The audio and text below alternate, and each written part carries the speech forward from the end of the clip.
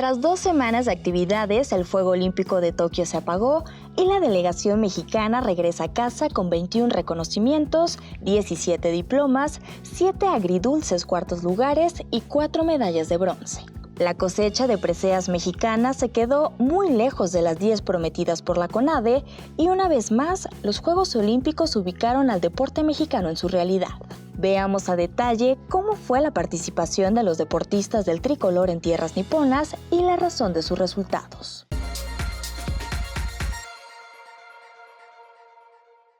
Desde el viernes 23 de julio y hasta el domingo 8 de agosto, 163 atletas mexicanos compitieron en 26 disciplinas en los Juegos Olímpicos de Tokio.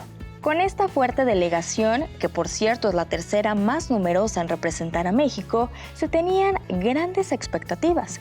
Apenas hace unos días, Ana Gabriela Guevara aseguraba que se haría historia y que se conquistarían 10 medallas. Pasando el histórico que son 9 medallas desde 68, así que la medalla 10 estaríamos escribiendo ya la historia. El presidente fue muy optimista al momento de preguntar cuál iba a ser el desempeño del equipo. De referencia quería Río, me dice, ¿cuántos ganaron Río? 5, me dice, bueno, pues 5 más 1. Le dije, no, diviértete porque van a ser muchas más. La proyección de la titular de la CONADE quedó muy lejos de cumplirse, pues México solo subió al podio en 4 ocasiones. El 24 de julio, la sonorense Alejandra Valencia y el baja californiano Luis el Abuelo Álvarez consiguieron la primera medalla al quedar en tercer lugar en la prueba por equipos mixtos en tiro con arco. 3 días después, la veterana Alejandra Orozco y la joven Gabriela Gúndez conquistaron una segunda presea de bronce en la prueba de clavados sincronizados desde la plataforma de 10 metros. Para el 1 de agosto, México volvió a celebrar con la alterista chiapaneca Aremi Fuentes, quien ganó el tercer lugar dentro de la categoría de 76 kilogramos femenil, y por último, el 6 de agosto llegó la cuarta victoria. La selección mexicana de fútbol varonil logró la presea de bronce al vencer al país anfitrión con una goleada de 3-1. Así, con estos 4 triunfos, México cerró la competencia en el lugar 84 del medallero. El problema es que la última posición de la tabla fue el 86. Para que te des una idea del nivel alcanzado, México solo superó a 9 países y quedó por debajo de naciones como Kazajistán, Turkmenistán, Namibia, Macedonia del Norte e incluso de San Marino, quien solo llevó 5 atletas a Tokio. Evidentemente no podemos compararnos con potencias como Estados Unidos, quien se llevó más de 100 medallas, ni con China, que obtuvo 88 metales, pero sí podríamos contrastar el nivel de nuestro país con sus pares americanos.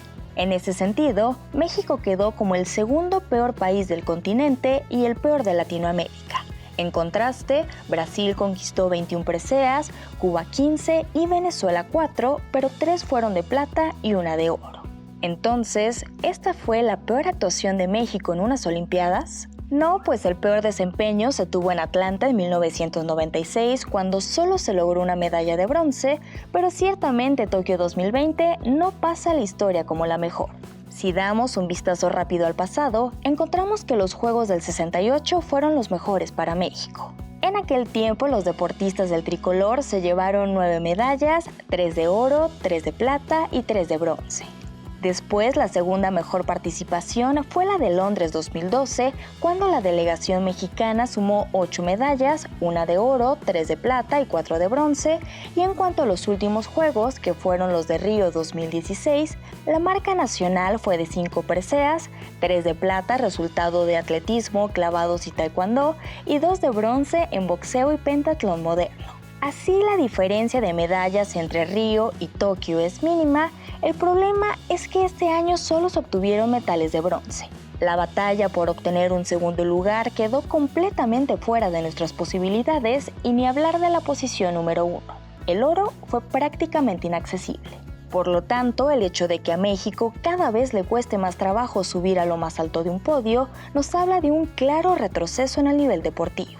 Asimismo, en los Juegos de Tokio, muchos deportistas se quedaron arañando la gloria olímpica y hubo 7 oportunidades de casi subir al podio.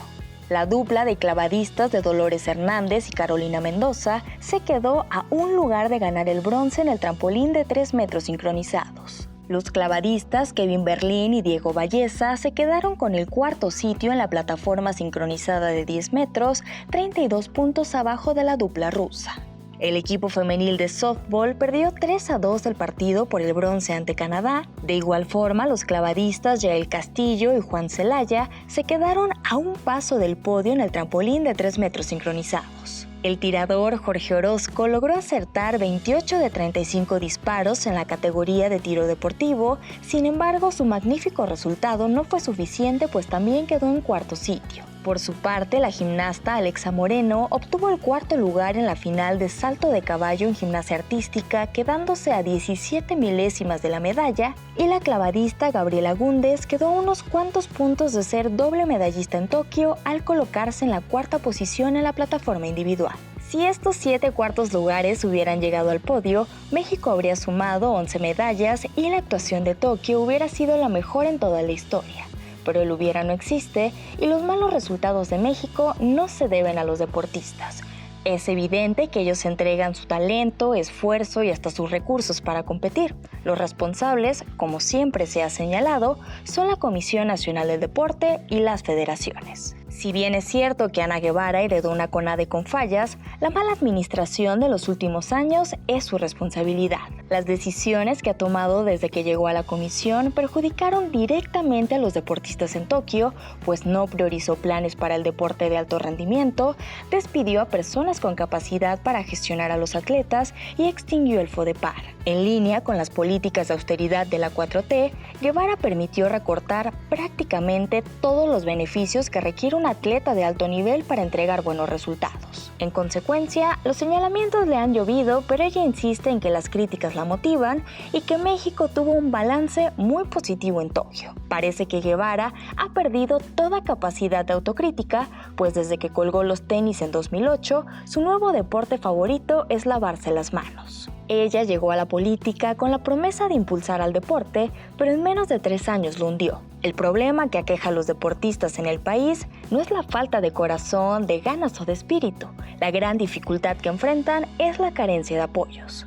Tan solo en los últimos 10 años, el presupuesto aprobado por la CONADE disminuyó 51% en cifras nominales, y no es que cada vez haya menos dinero en las arcas públicas, más bien hay otras prioridades.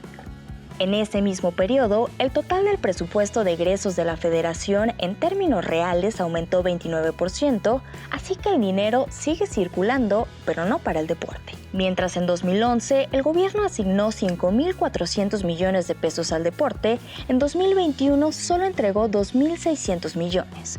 Estas cifras son importantes, pues hasta ahora los datos indican que un mayor presupuesto sí trae mejores resultados.